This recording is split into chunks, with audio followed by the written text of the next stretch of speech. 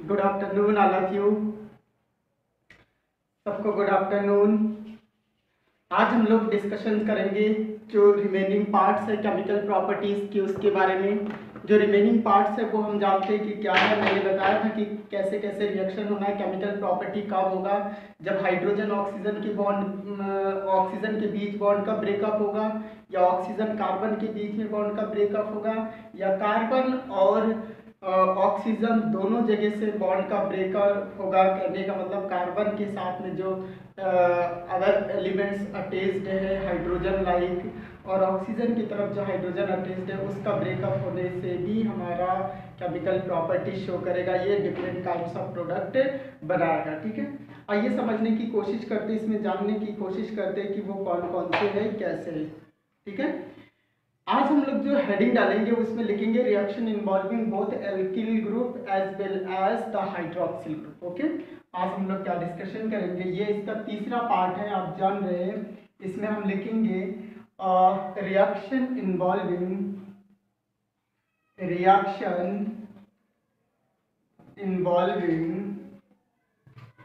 Both alkyl group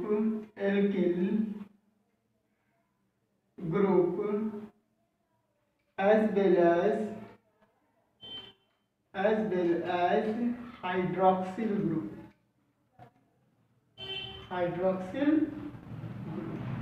इसमें हमें देखना है जब अल्कोहल का हम स्ट्रक्चर बनाते हैं इस तरीके से ROH, तो हमारा हाइड्रोक्सी ग्रुप और एल्किल ग्रुप दोनों इस रिएक्शन में पार्टिसिपेट करेगा। हेडिंग से ही हमें पता चल रहा है। अब हमें ध्यान देना है, यानी कहने का मतलब अगर हाइड्रोक्सी ग्रुप एलिमिनेट हो रहा है, बॉन्ड ब्रेक हो रहा है, हाइड्रोक्सी ग्रुप एलिमिनेट हो रहा है, और हाइड्रोक्सी ग्रुप जिस कार्बन के साथ में अटैच्ड है वहां से हाइड्रोजन अगर एलिमिनेट हो रहा है, तो कुल मिलाकर के ये एलिमिनेशन रिएक्शन देगा। एलिमिनेशन रिएक्शन देगा। अगर हाइड्रोजन एलिमिनेट हो रहा है कार्बन से, हाइड्रोक्सी भी एलिमिनेट हो रहा है, तो H2 एलिमिनेट होगा और ये एक रिएक्शन देगा आपका डिहाइड्रेशन रिएक्शन देगा। कैसा रिएक्शन देगा? Dehydration reaction. डिहाइड्रेशन का मतलब removal of water molecule. Water molecule का एलिमिनेट होना ही क्या कहलाता है? डिहाइड्रेशन कहलाता है। ओके, अगर इतनी सी बात समझ में आ रहा होगा तो आइए इसमें पहला हेडिंग हम डालते हैं डिहाइड्रेशन, और देखते हैं इसमें पहला इसमें लिखते हैं dehydration. Okay, dehydration. Dehydration means removal of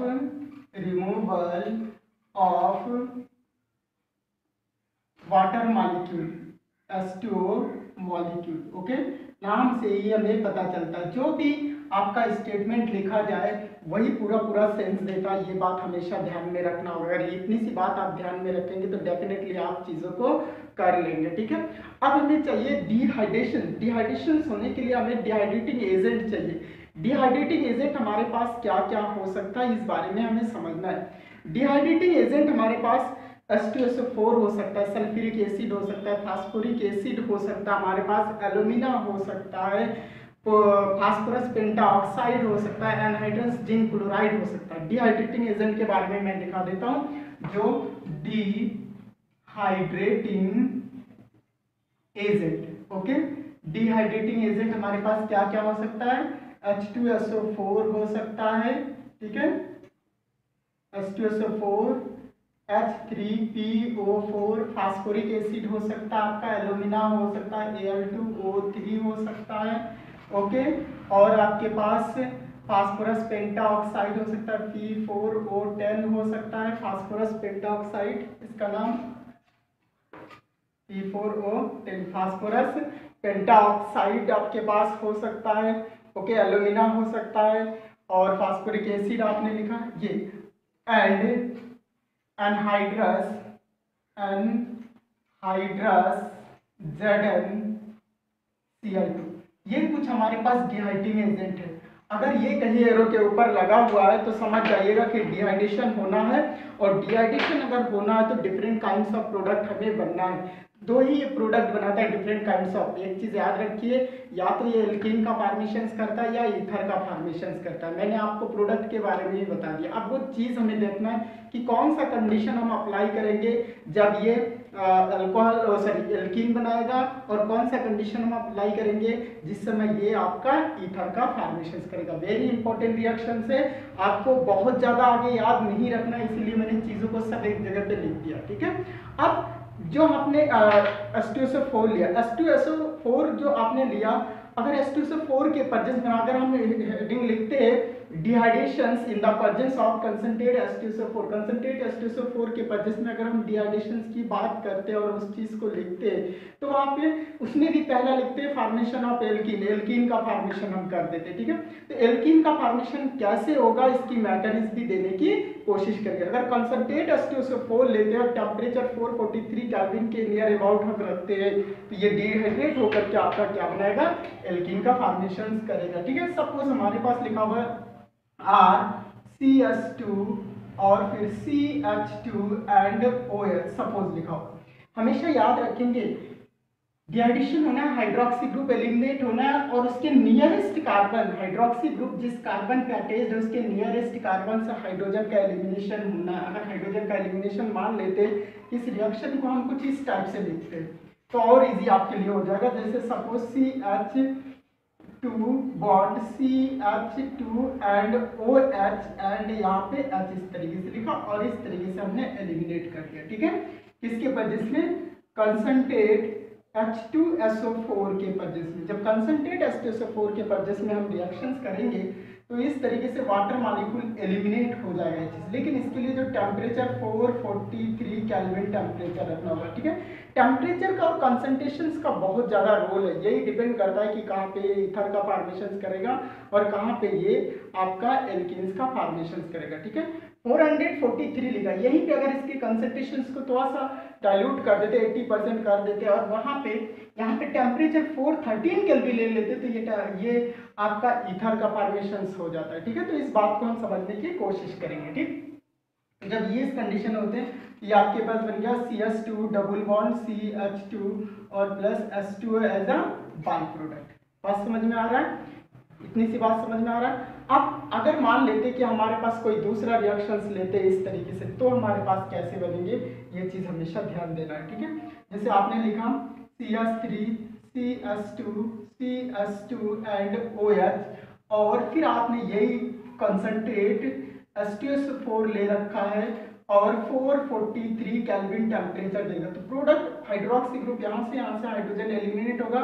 जब दो सिग्मा बॉन्ड टूटता है तो एक पाई बॉन्ड बनेगा इसके बीच में, और ये बना देगा आपका CH3 CH, यहाँ से हाइड्रोजन एलिमिनेट हो रहा है, double bond CH2 and H2 as a by product. Clear, ये चीज एलिमिनेशन H2O होने के साथ साथ में आपने देखा एल्कीन, तो एल्कीन का प्रिपरेशन जहां लिखते हैं वहां पे भी ये रिएक्शन को लेकर के हम आते हैं और वहां पे लिखते हैं। ठीक है, H2SO4 के परचेस में फास्फोरिक एसिड के परचेस में जो आपने लिया, इसके परचेस में भी आपका यही रिएक्शंस और ऐसे ही रिएक्शंस देता है। ठीक है, एक एक चीज को हम लोग समझने की कोशिश करेंगे, यहाँ पे रखने की कोशिश करेंगे काम पास पर। ठीक है, आइए अब इसकी मैकेनिज्म के बारे में समझ लेते हैं, थोड़ा सा इरेज करें इसको।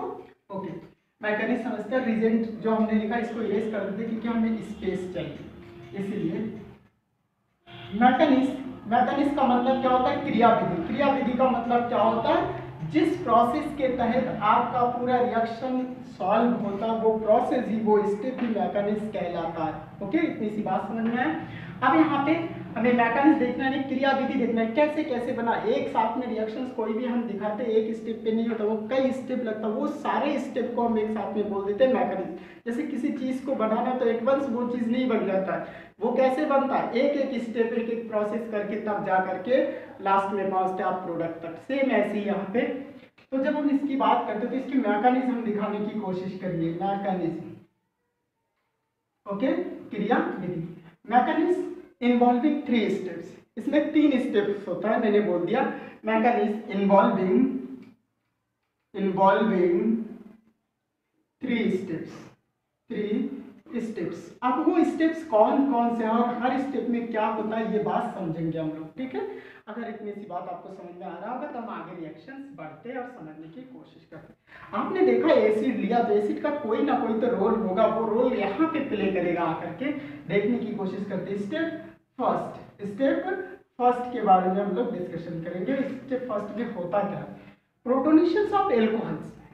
सिंपल एक रिएक्शंस होता है, प्रोटोनेशन ऑफ एल्कोहल, एल्कोहल का प्रोटोनेशन होता है। ये प्रोटॉन आता है कहाँ से, जो सल्फ्यूरिक एसिड आपने लिया है वो प्रोटॉन प्रोवाइड करता है। तो मैकेनिज्म हम यहाँ पे लिख देते हैं, जैसे आपने लिया H2SO4, तो H2SO4 एक प्रोटॉन इस तरीके से प्रोवाइड करेगा HSO4 as a negative part, ठीक है।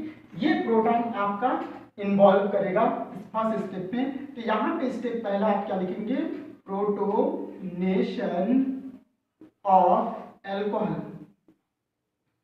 एल्कोहल का क्या होना है, प्रोटोनेशन होना है, ठीक है। तो रिएक्शन को हम आगे ही यहीं पे दिखा दे रहे, ठीक है। जैसे आपने लिया कोई भी रिएक्शन, ऊपर जो आपने किया था CH3 CH2 एंड OH, ऐसा हम लोग जानते हैं। ऑक्सीजन के ऊपर 2 लोन पेयर ऑफ इलेक्ट्रॉन होता है, जहाँ पे हमने इसका स्ट्रक्चर बनाया था वहां पे चीजें समझाया था, ओके। अब यहाँ पे प्रोटॉन जिसके पास कोई इलेक्ट्रॉन नहीं है, ये क्या करेगा, इलेक्ट्रॉन इस तरीके से इसको प्रोवाइड कराएगा प्रोटॉन को, और एक एडिशन प्रोडक्ट इस तरीके से देगा CH3 CH2 OH, ऑलरेडी है, एक H और जुड़ गया इसके ऊपर पॉजिटिव। जब प्रोटोनेशन होता है एल्कोहल का तो बनता क्या, टू फॉर्म बनता है ऑक्सोनियम आयन, ओके। हमेशा ऑक्सीजन के ऊपर प्लस चार्ज ऑक्सोनियम आयन का फॉर्मेशन करता है। ऑक्सोनियम आयन जो आपका बन रखा है ये स्टेबल नहीं होता। ऑक्सीजन स्टेबिलिटी फाइंड करने के लिए क्या करता है, तुरंत इसके बीच का बॉन्ड रैप्चर हो जाता है। तो स्टेप सेकंड में इसको इंक्लूड करेंगे, स्टेप सेकंड, और इसमें हम दिखाएंगे यहाँ पे एलिमिनेशन ऑफ वाटर मॉलिक्यूल। यहाँ पे क्या लिखेंगे, elimination of water molecule, okay. Water molecule का क्या होना है, एलिमिनेशन होना। जब वाटर मॉलिक्यूल का एलिमिनेशन हो जाता है तो क्या बनता है इसके बारे में आपको बताइए, ठीक है। लेकिन सबसे पहले हम बता देते हैं, CH3 CH2 OH H ऐसे लिखा, इसके ऊपर पॉजिटिव बॉन्ड ऐसे ब्रेक होता है, इस तरीके से हाइड्रोलिसिस होता है। H2 आपका एलिमिनेट हो जाता है, कार्बन के ऊपर आ जाता है positive charge CH3 CH2 positive charge, okay, और प्लस H2O, क्लियर। आपने ये चीज देखा, H2O वाटर मॉलिक्यूल एलिमिनेट हो गया। जब वाटर मॉलिक्यूल एलिमिनेट हो गया बना क्या, तो आप इस रिएक्शन को आगे थोड़ा सा इस स्टेटमेंट को और बढ़ा के लिख सकते हैं, elimination of water molecule to form carbocation. इसका फॉर्मेशन करता है कार्बोकैटायन, कार्बन के ऊपर पॉजिटिव चार्ज कार्बोकैटायन, ठीक है। Step third deprotonation. इसमें क्या लिखेंगे, deprotonation, protonation of carbocation to form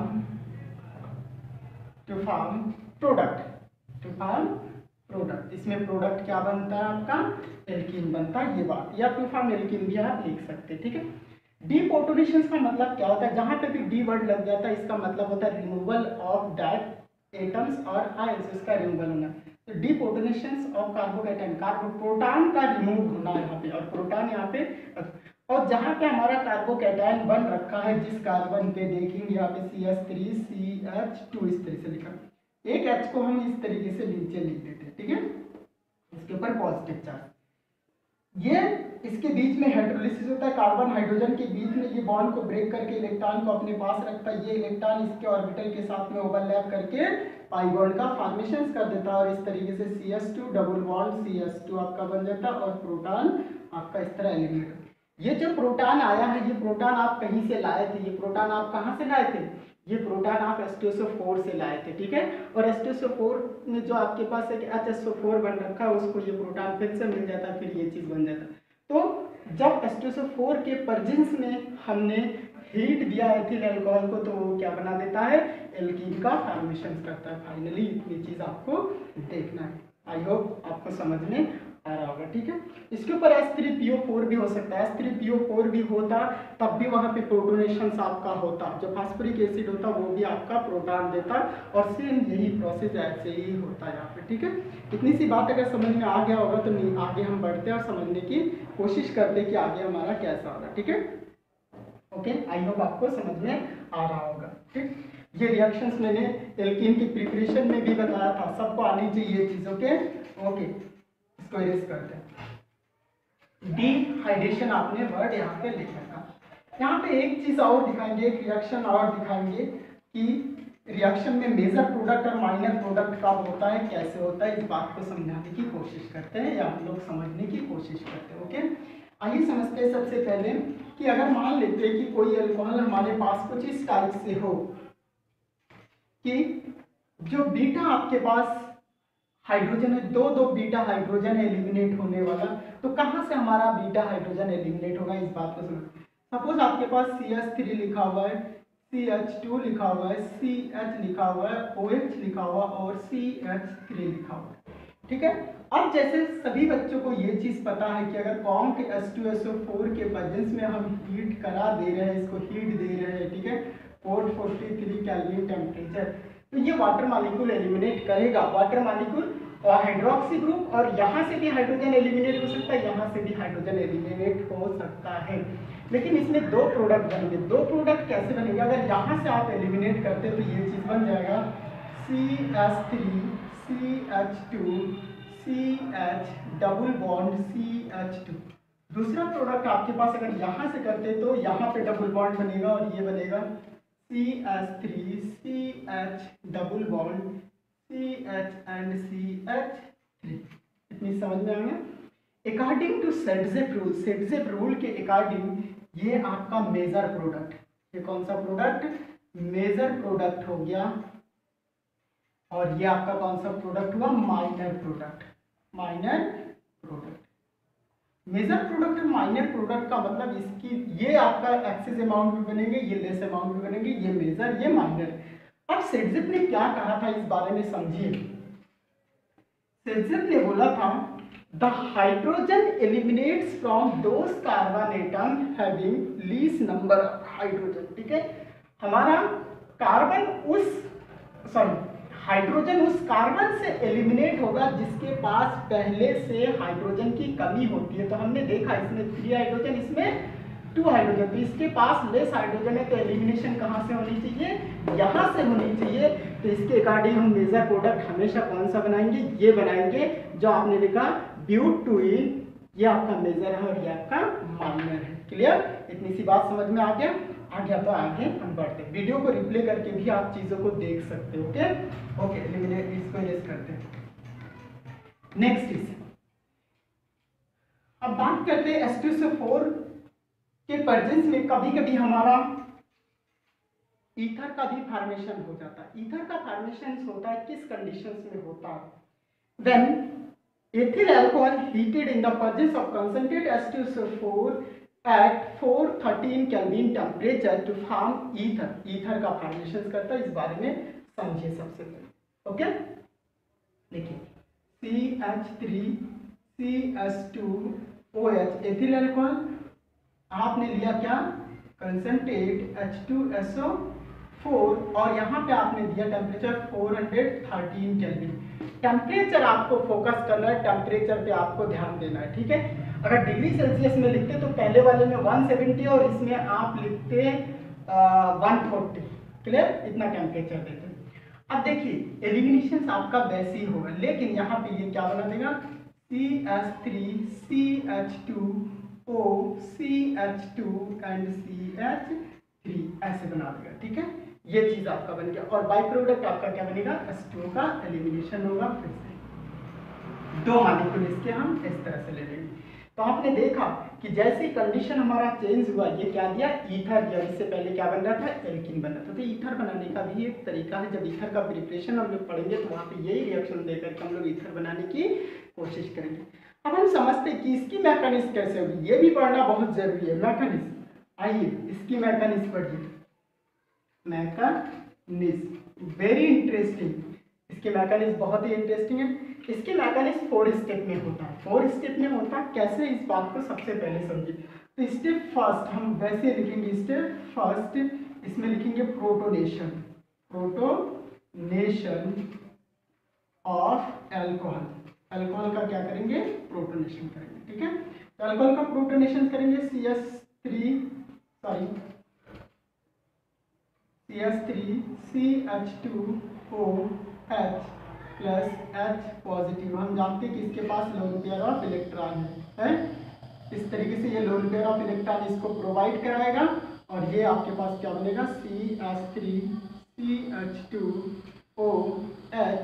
H एक ऑलरेडी उसके ऊपर आ जाएगा पॉजिटिव चार्ज आ जाएगा। नेक्स्ट स्टेप में लिखेंगे स्टेप सेकंड में लिखेंगे हम एलिमिनेशन ऑफ वाटर मॉलिक्यूल। इस वाटर मॉलिक्यूल को हम क्या करेंगे, एलिमिनेट कर देंगे। यहाँ पे लिखेंगे elimination of H2O molecule. H2O molecule का एलिमिनेट हो जाना, ठीक है। H2O मॉलिक्यूल क्यों एलिमिनेट होगा, लास्ट पिछले वाले रिएक्शन में हमने समझाया था, क्योंकि इसकी स्टेबिलिटी कम होती है, अनस्टेबल होता है। ये स्टेबिलिटी फाइंड करने के लिए क्या करता है, तुरंत बॉन्ड को ब्रेक करके इलेक्ट्रॉन लेकर के H2O के फॉर्म में रिलीज हो जाता है। जैसे CH3CH2OH, इस तरीके से बॉन्ड इस तरीके से ब्रेक होगा। ब्रेक होने के बाद आपके पास CH3CH2 पॉजिटिव और प्लस आपके पास क्या बनेंगे, H2O, ठीक। अब आपने देखा होगा कि यहाँ पे हमारे पास क्या है, 2 मॉलिक्यूल है, यहाँ पे कितने हैं, 1 मॉलिक्यूल। तो सोचिए कि जब हमारे पास कार्बोकैटायन बन गया, अब हम क्या करेंगे यहाँ पे, तो हमें समझना इस बात को होगा हमेशा कि जो सेकंड मॉलिक्यूल है अल्कोहल का, वो आकर के इस कार्बोकैटायन पे अटैक करेगा। एक ही मॉलिक्यूल अभी तक आपने किया, दूसरा मॉलिक्यूल अटैक करेगा आकर के इस कार्बोकैटायन पे। क्यों, क्योंकि यहाँ पे 2 मॉलिक्यूल आपने ले रखा था। तो हम लिखेंगे स्टेप थर्ड में second molecule of alcohol attacks on the carbocation, ठीक है। कार्बोकैटायन पे अटैक करता है और किसका फॉर्मेशन करता है, ऑक्सीजनियम आयन का फॉर्मेशन करेगा, क्योंकि ऑक्सीजन के ऊपर पॉजिटिव चार्ज आ जाएगा, ठीक है। तो carbocation to form oxonium ion, clear. आइए समझते हैं, ले लेते carbocation CH3CH2 positive plus HOC2H5। हमने उल्टा करके लिख लिया, ठीक है, क्योंकि इसको आपको दिखाएंगे कि कैसे ये आकर के इस पे अटैक कर देगा कार्बोकैटायन, इस कार्बन पे, ठीक है, जिस पे पॉजिटिव चार्ज है।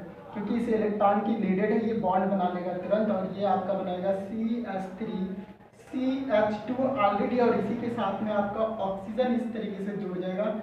ऑक्सीजन के पास एक हाइड्रोजन ऑलरेडी है और C2H, और इसके ऊपर आ जाएगा पॉजिटिव, ऑक्सीजनियम आयन बन गया। अब इसका क्या कर देंगे, डीप्रोटोनेशन। स्टेप 4 इसमें हम करेंगे डीप्रोटोनेशन ऑफ, इसको क्या बोल सकते हैं, ऑक्सीजनियम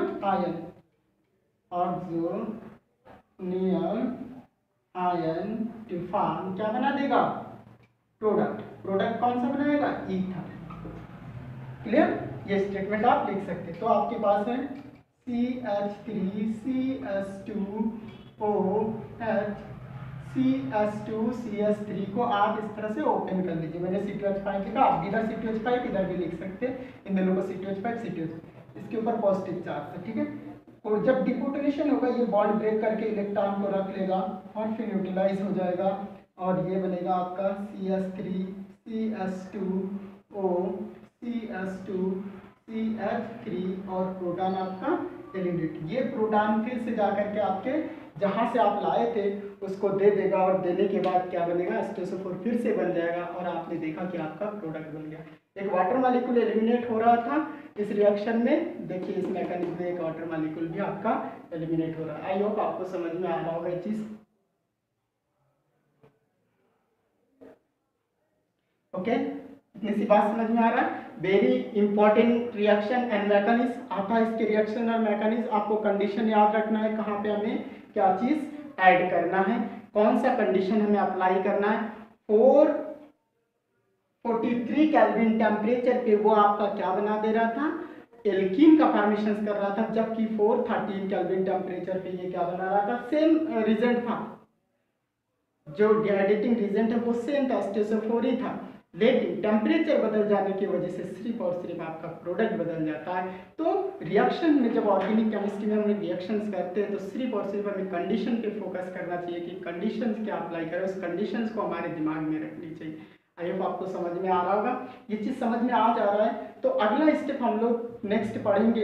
एक छोटा सा स्टेप भी हम बता देते हैं, dehydrating in presence of alumina, alumina के प्रेजेंस में बोल देते हैं और रिएक्शंस को कंप्लीट करते हैं। तो ऑक्सीडेशन जो आपका ये जो हेडिंग था ये कंप्लीट हो जाएगा, ठीक है। एक एल्यूमिना के प्रेजेंस में दो कंडीशंस हैं, वो भी ईथर और एल्कीन का फॉर्मेशन करता है, लेकिन कब ईथर का फॉर्मेशन करेगा, कब एल्कीन का फॉर्मेशन करना, ये बात आपको समझना है, ठीक है।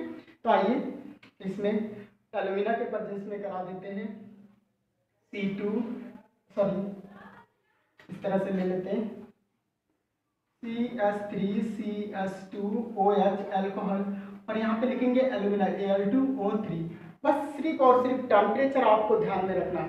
एक आपके पास 653 केल्विन टेम्परेचर, 33 केल्विन टेम्परेचर, एक 533। 633 केल्विन टेम्परेचर जब ले लेते तब ये आपका एल्कीन का फॉर्मेशन करता है। क्या कर देता है, एल्कीन का फॉर्मेशन।